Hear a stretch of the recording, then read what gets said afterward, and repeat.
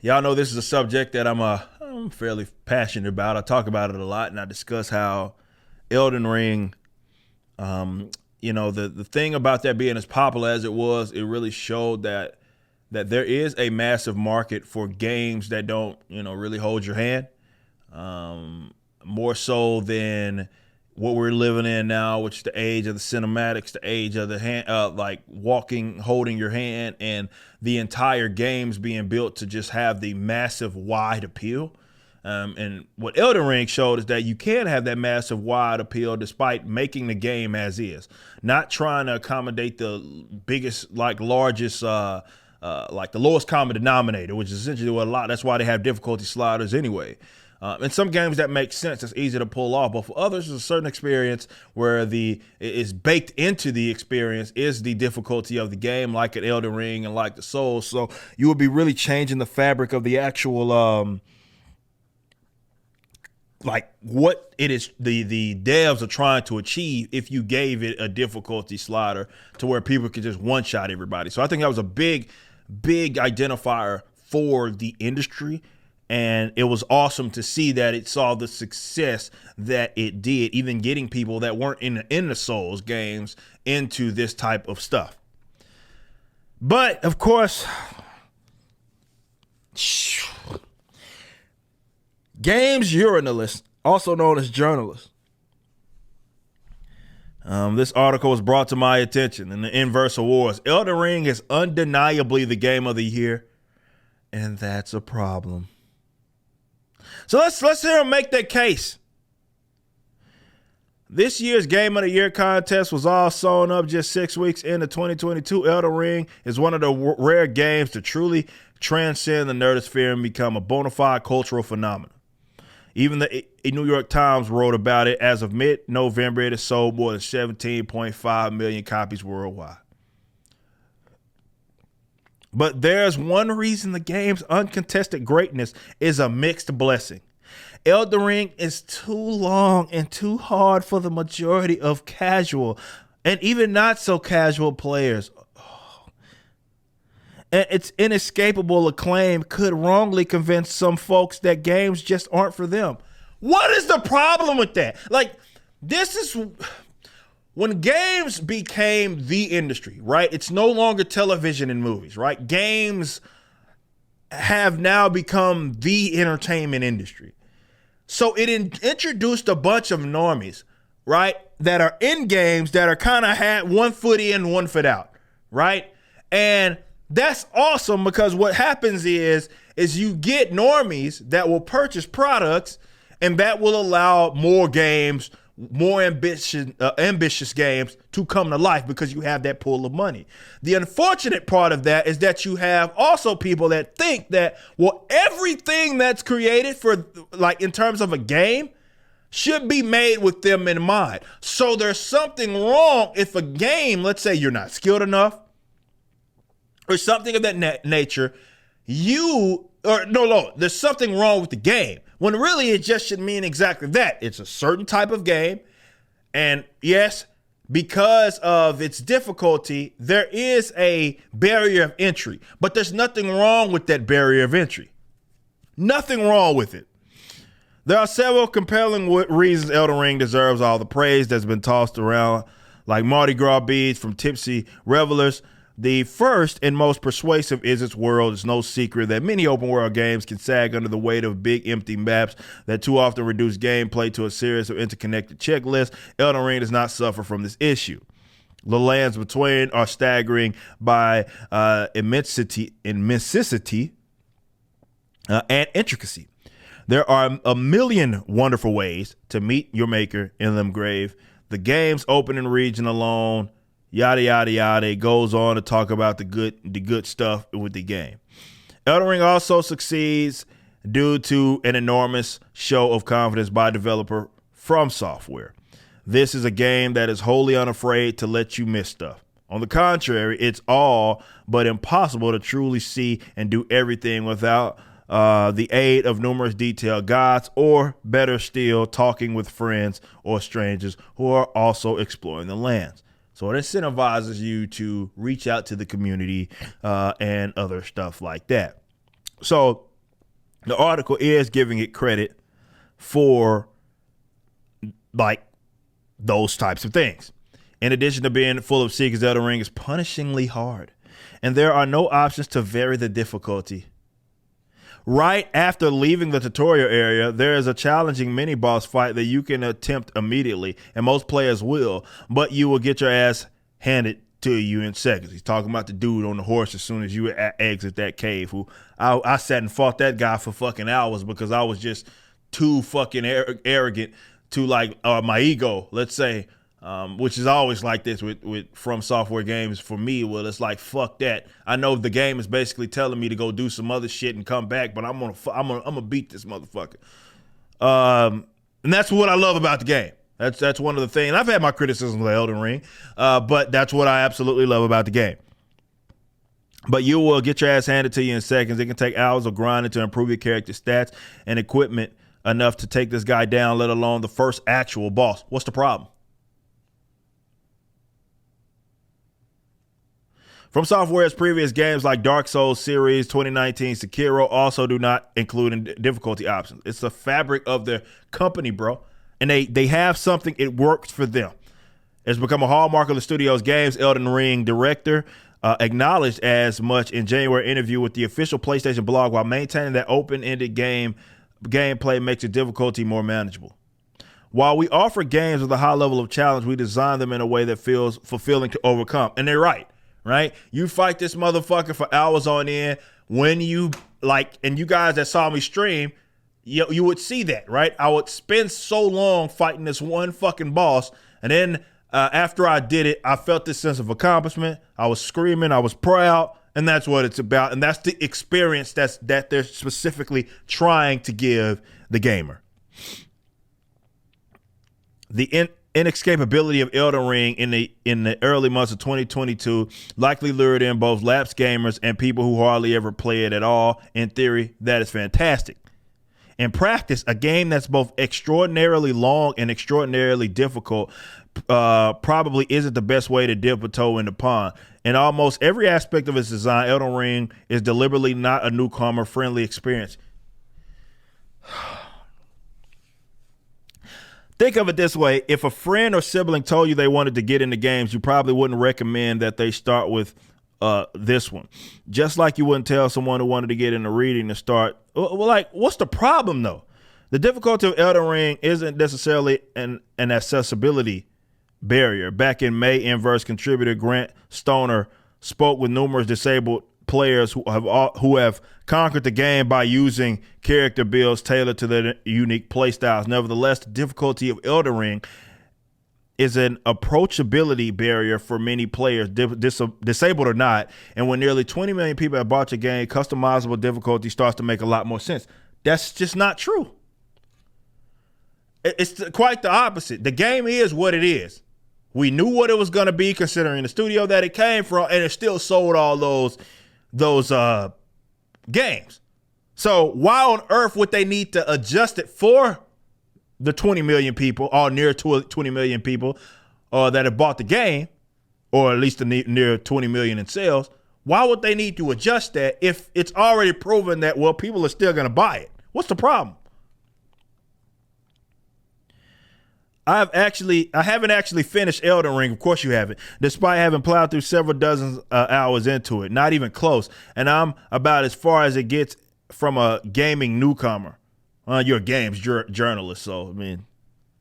But I'm not the only one at Inverse Towers in that situation. Senior entertainment writer Eric Francisco expressed his mingled awe and dissatisfaction with the game rather elegantly. Let's see what he had to say.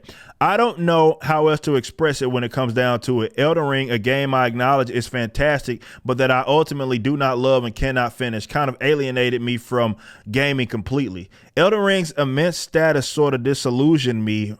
This is a weird way to write this, by the way. Disillusioned me on where the hobby is going, evolving into a thing I do not recognize and do not see myself fitting in. So this game just had you questioning whether or not you actually want to play games. Sounds like you got some personal issues.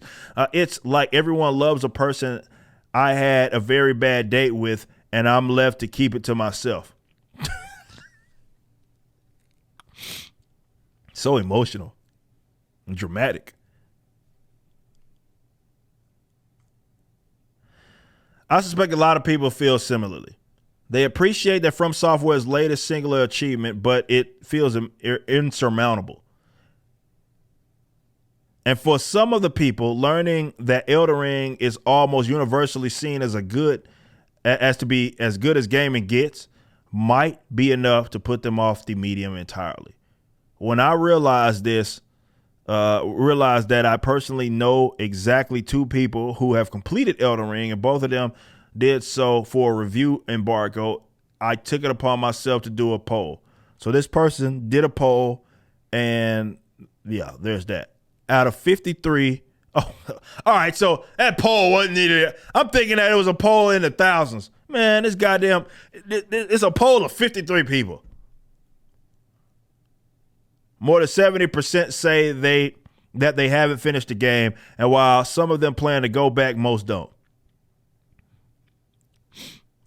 So this was written by, so was this article written by Jen? Is she the one that wrote it? I'm guessing. Yeah, I'm guessing she's the one that wrote it. Look, man, these games journalists are something else. But they do, I think, kind of, they're part of the problem. I think streaming also, and I say this as a guy that streams games, where they are in this mindset that they, of course, want games to be as easy as they can and as short as they can be so they can really just move on, review it, and move on to the next one. Elden Ring isn't one of those games. To truly capture the essence of it, you have to clock hours into it. Now, for those of us that actually game, that's what we want. I don't pay $60, $70 for a game that I'm going to beat in fucking a day, right?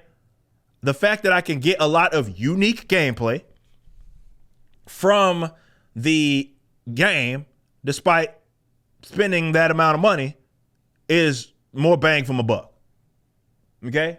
So I love it. And I had my criticisms of the game, right? And I did. You know, you guys can watch some of my review stuff that I did on my entertainment channel.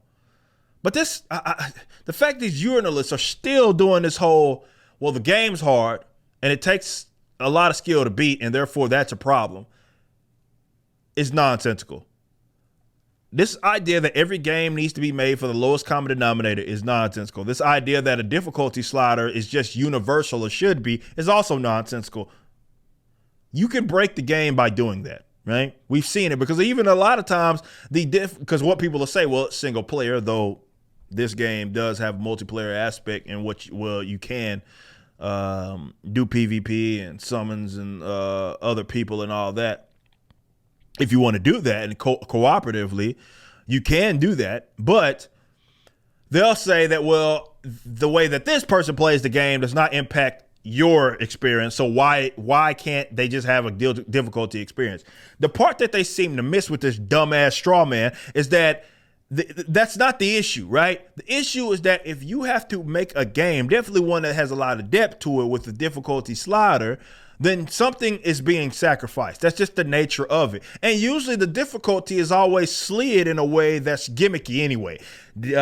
Enemies become more damage spongy and stuff like that. It's not really anything that's intricate anyway, right? It's just, hey, I can one-shot them if it's easy. I can't if they're hard. Like, that's really what it ultimately boils down to. But the experience that the devs are trying to give you, this company has very well made it clear with all the different games that they've made that this is part of the experience. They want you to be able to experience the element of failure while also overcoming said failure and the adrenaline and all that. And they shouldn't have to sacrifice stat because you want it easy. It was like that one chick that we covered who was talking about, I can't remember, it wasn't Elden Ring or anything, but she was talking about some game. She was like, I just want to experience the story. It's like, dude, go watch a movie then. Like, you know what I'm saying? Like, go watch a movie. If you don't want to play the game, and we're so used to this era of cinematics where they want you to be able to have your hand held through the entire game, essentially. So it's not about you having your experience and me having mine, because I prefer harder games and you prefer easier games. No, it's about, well, if that's not the experience, or baked into rather the experience is the bit of the failure and all that Elden Ring's trying to give you, then that's just what it is. Or From Software is trying to give you, that's just what it is. They're not doing anything wrong because of it. Okay? It's just that you get this FOMO. And so because you can't beat it, therefore experience it in its entirety, you think something is wrong with the developers. That's not the problem. Something's wrong with you. Not every game has to be made for every person in mind. I've made this abundantly clear with even the games that I play. It's like, look, some games are going to be an acquired taste. But the fact that you think that a game must be made, all games must be made to include everybody, is just nonsensical. And a lot of the best games to me don't even do that. Like, that's not even what it is. You know what I'm saying? But the fact that this game was more than just a walking simulator, and it was one that you actually it encouraged me to get well. It was a thought process involved in that. It wasn't some mindless game. That's what I've liked about From Software, period. Criticism is not, that's the strength of the game. And it shouldn't be shied away from simply because some weirdos that a game you're on a list think that it's too hard. And I'm going to end with this. If you're one of those crack smokers who was like, oh, I got a job and I got kids, and shut the fuck up. Like, nobody cares. You're not special. You think you're the only person with a job and kids that play this game? They kill me with that shit. It's like these weirdos would be like, well, I don't want to play these games like this because I have, you ain't the only motherfucker. I run a multi-million-dollar business where I'm working out of the warehouse myself, and I still like to actually sit down and play games for an extended period of time. They have a little difficulty in it. You ain't special because you got a job. Everybody got jobs. They kill me with that. These weirdos that are like, oh, I don't have the time. Like, I have the, where did that come from? Like, do you guys just think that all of a sudden people with jobs started playing video games? Like, where did y'all come from? You ain't the only person that got a job or kids or something that plays video games. You're not special. These people are weird, man. Just look, understand. Certain games ain't built for you in mind or with you in mind. And there's nothing wrong with that. And definitely once they have pushed that many units, you can't really say that there's a problem there. It's okay. Wherever you're viewing the content, I appreciate you. If you enjoyed it, you may be interested in my comic book company, Rippaverse Comics. Our first book and campaign, ISOM #1, brought in $3.7 million with tens of thousands of satisfied customers. Visit Rippaverse.com to check out our store and stay up to date with the latest campaigns from one of the hottest new comic book companies. Also, my first big step towards a parallel economy was the development of my personal website, ericdjuly.com. This entirely replaced my Patreon. Now, if you enjoy this content, please consider becoming a member over at the website. We have an ever-expanding list of perks for various membership tiers, a forum, and a phone app. Some of these perks will even benefit you if you're fans of the Rippaverse. Anyway, I appreciate you so much for being a supporter and or customer. I even got a little love for my haters.